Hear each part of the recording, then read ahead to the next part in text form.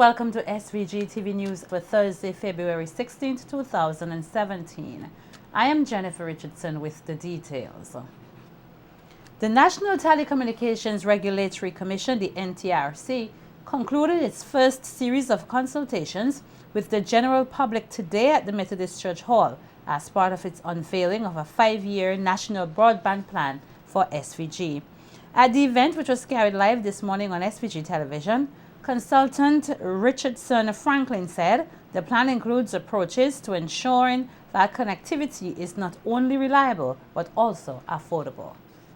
The whole idea of affordable and universal services, broadband services, is critical.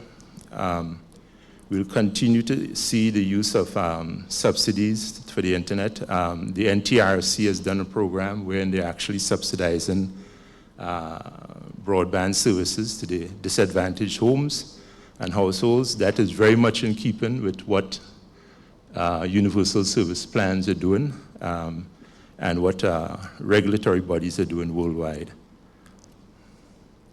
And then the whole idea of ensuring connectivity to remote sites and ensuring that there is good reliability. The consultant also noted that connectivity in schools as well as the teaching of computer science in schools is a high priority. We'd like to see a full implementation by September 2019. At the tertiary level, we'd like to see the community college continue to form relations with recognized top-tier associate degree programs. There are several of those, and the whole idea is that they should have the relations to actually bring that to St. Vincent and the Grenadines. Also, is when we teach computer science, you always push it out to include innovation and entrepreneurship. If even it's through TED Talks and such, this is critical because it allows the students to start thinking, how do I set up a business? And the whole idea in teaching these things, you always teach, don't think nationally, think regional and globally. Director of the NTRC, Apollo Knights, said although the NTRC does not have jurisdiction in this area, the matter of having more local content will be addressed. The last 2 years, I believe, the Standards Bureau, SVG Standards Bureau, have been given the directive to address the concern you have, and they have held a number of meetings. What they're planning to do is bring some broadcasting standards, and I know one of the areas that they're looking at is that area of ensuring there's a certain percentage of time is being given to the playing of local content. Okay, it's already in some countries, they have that kind of requirement. We don't have it locally, but it's something I know they're working on, and I hope they bring it out very soon. But it's not something under our mandate. We don't have the ability or jurisdiction to touch it. Prime Minister Dr. Rav Gonsalves has described a star that was constructed of concrete along the road leading to the Argyle International Airport control tower days before the opening as wrong and an episodic occurrence. In an interview on a radio program on Wednesday, PM Gonsalves explained that the controversial star might have been executed in exuberance and asked that it be removed from the moment he heard of its construction. It was wrong. No question about it. The star was wrong? Yeah, clearly. And when I heard about it, I called immediately Dr. Matthias. He said that, yes, in the excess of zeal, this matter was done by some people, and he's correcting it. And it was partially corrected the very same day that the part of it.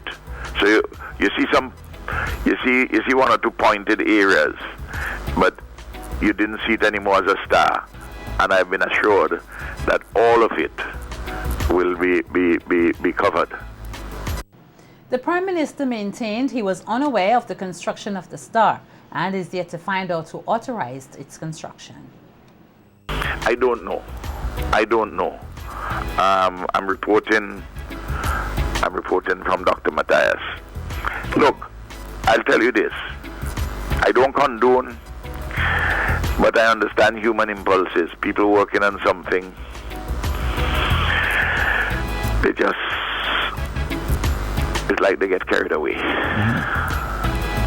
But if a sufficiency of reflection had been put in place, that would have provided a restraint. But that's behind us. It was an episodic occurrence, yes, and that's behind us. Dr. Gonsalves, who is responsible for air and seaports development, assured the Vincentian public that the symbol will be completely removed.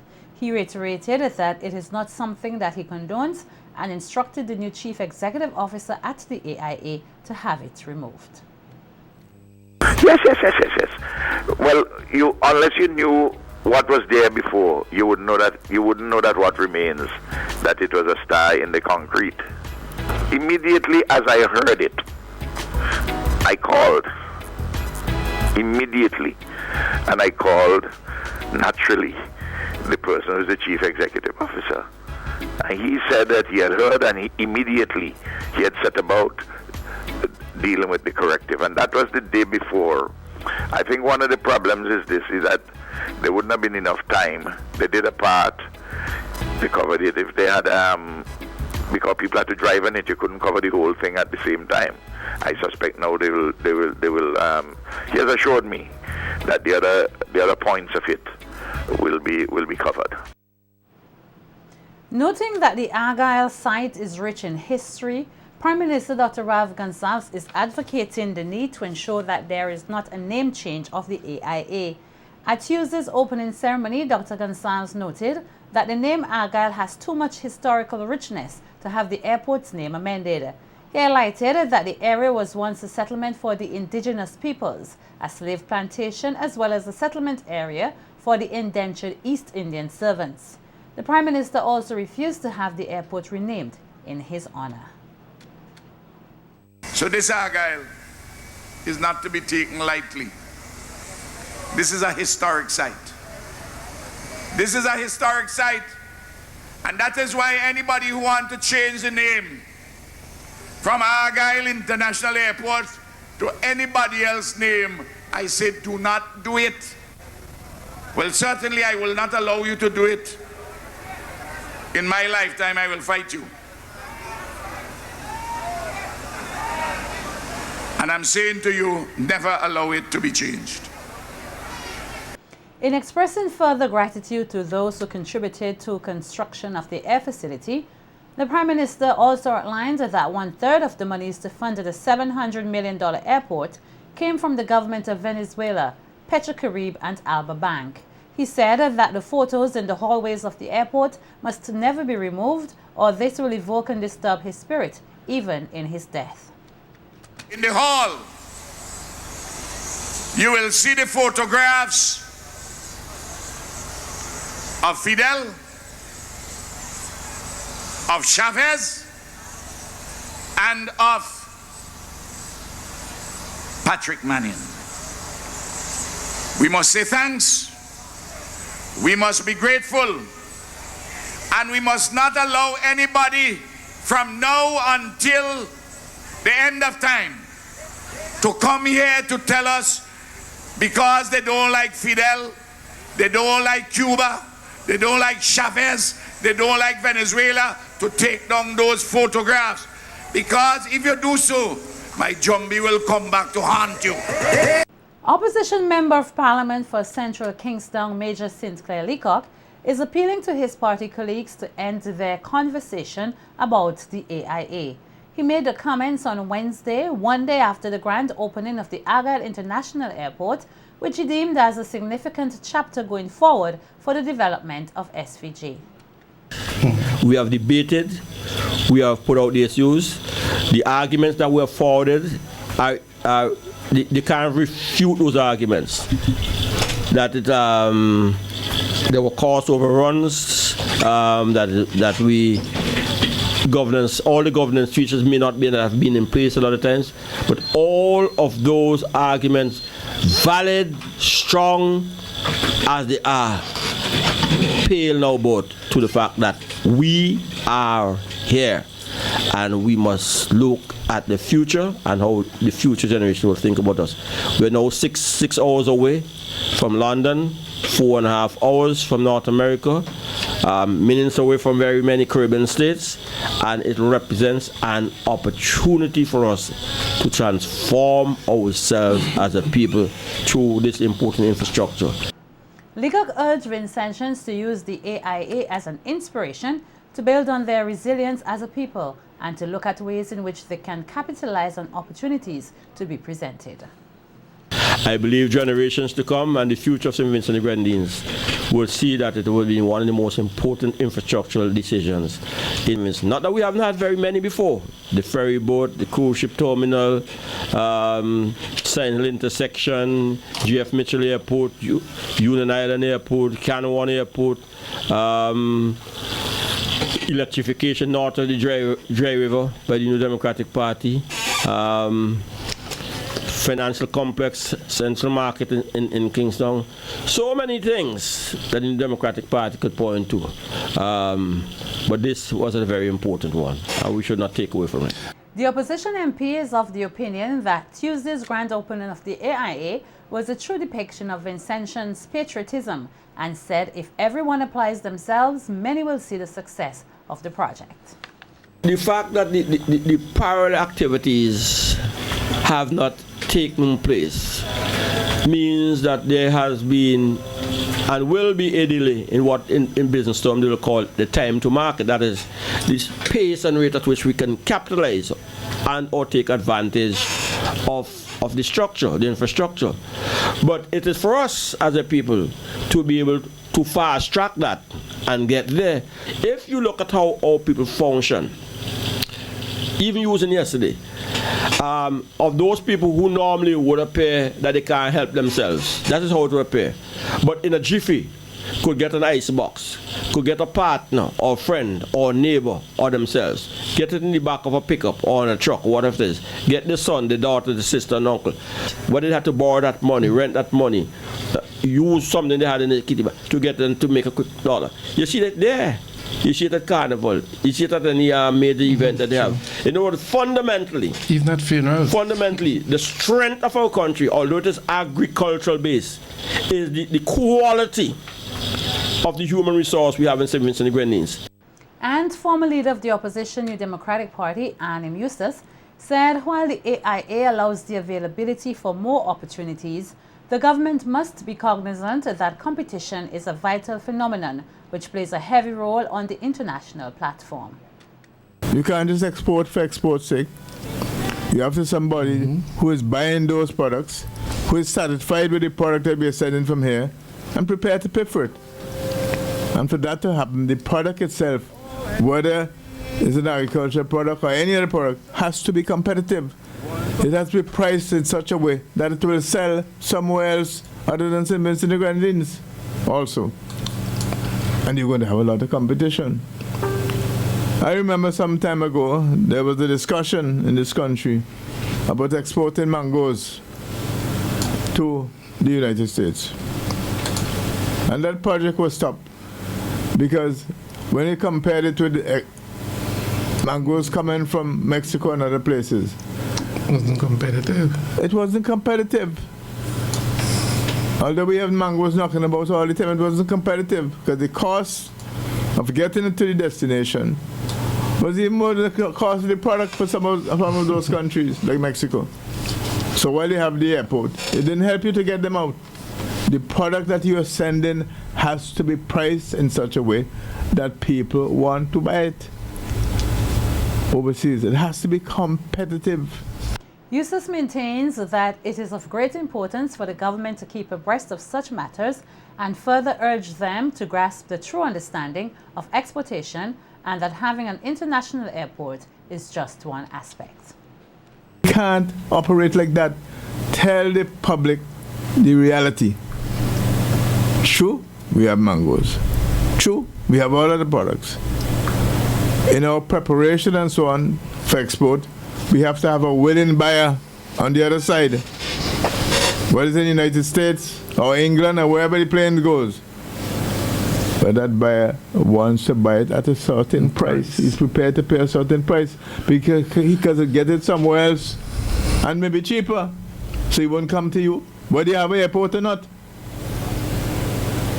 So the point is that we must have competitive products that people are willing to buy. It is true that having an airport makes it easier in some instances when things are very perishable and so on. But it has to be competitive if you're going to get it sold. And I would like us, in our dealings with the private sector, and even farmers who are part of the private sector, and other persons who are producing goods which we wish to export, to recognize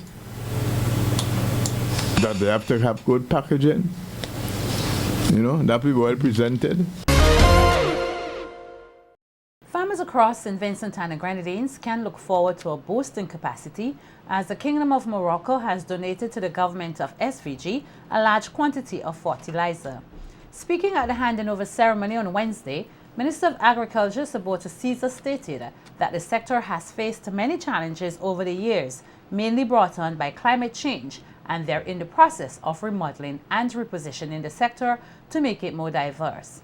Minister Caesar stated that the ministry will be engaged in a strategic distribution of the fertilizer received in an effort to maximize productivity. To have the technical expertise within the Ministry of Agriculture, continue to have a strategic distribution, because there are different types of fertilizer which we are going to receive. We are going to get the triple super phosphate and the NPK fertilizer, which is traditionally used for banana production. And I know that our banana farmers, especially those farmers who are grappling with black sigatoka, because of the trough system, those who would have applied fertilizer because of a significant increase in runoff and erosion in their fields would have lost that fertilizer. So it will go a very long way in replenishing that fertilizer which was hitherto applied. Also speaking at this ceremony was Minister of Foreign Affairs Sir Louis Stricker, who thanked the Kingdom of Morocco for their act of generosity and noted that whilst SVG may not be able to reciprocate through material means, it can do so through diplomacy. And our relationship has been a very productive one of mutual benefit to us and the people of Morocco.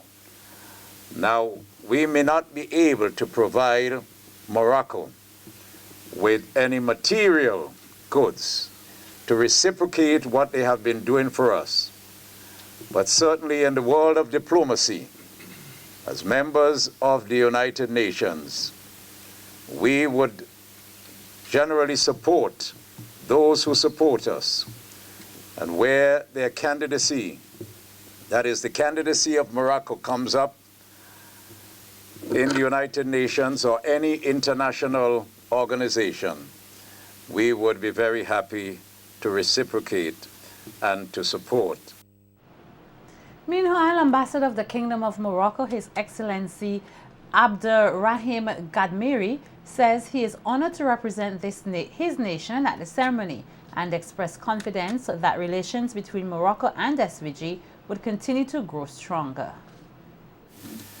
I'm so confident that I would get valuable assistance and support as the new appointed ambassador to your beloved country from all our friends, mainly the Honorable Prime Minister and the member of his cabinet, and of course I'm speaking of the two brothers, the Honorable Minister of Foreign Affairs and the Honorable Minister of Agriculture. May St. Vincent and Grenadines enjoy prosperity and its people well-being. May the friendly relationship and cooperation between the Kingdom of Morocco and St. Vincent and Grenadines remain consolidated and develop steadily. May the assistant, all of you, benefit of good health. Thank you very much. There needs to be a cultural change if SVG is to fully unlock its tourism potential. That's the view of Cools Vanwell, member of the SVG Tourism Association, as he spoke on sister station Easy Radio's Sunday Tea program. Using the example of an island in Malaysia, where the government there engaged in a comprehensive education exercise before any resort was built, Vanwell said that the people of SVG must be prepared for the services they will provide, and added that cultural changes are a must if this is to be done. So whatever the culture produces in our people is exactly what we're going to get. How education alters that in terms of meeting the requirements of the service, which we often, probably it's all well and good for us if we live here in isolation. Okay, our culture is what it is, and we have to make certain cultural amends, or we need to make certain cultural changes. And I'm speaking specifically about the attitudes and, you know, the how people look, the education of people in terms of what are the requirements. And that is why I said earlier on about the potential.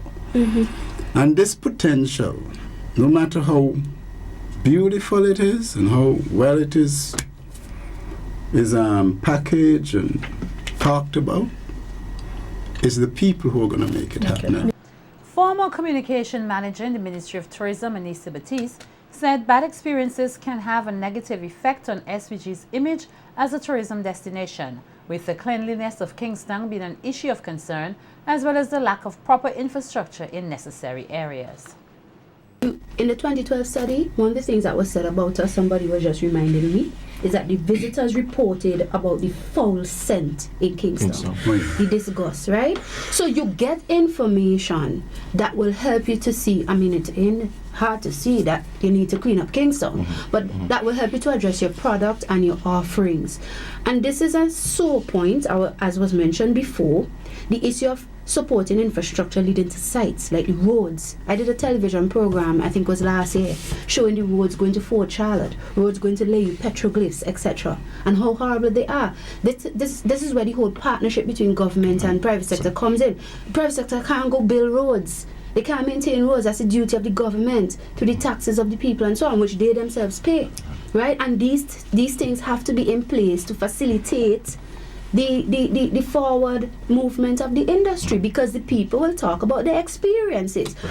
Batiste also added that there is a need for the government to have a more facilitative attitude in relation to tourism products, which could be beneficial to the industry. One of the things government needs to come up to par to in terms of performance is the facilitation in terms of rules and regulations as well. I'm hearing some talk about, you know, addressing the fees with respect to yachties, because to make us more competitive.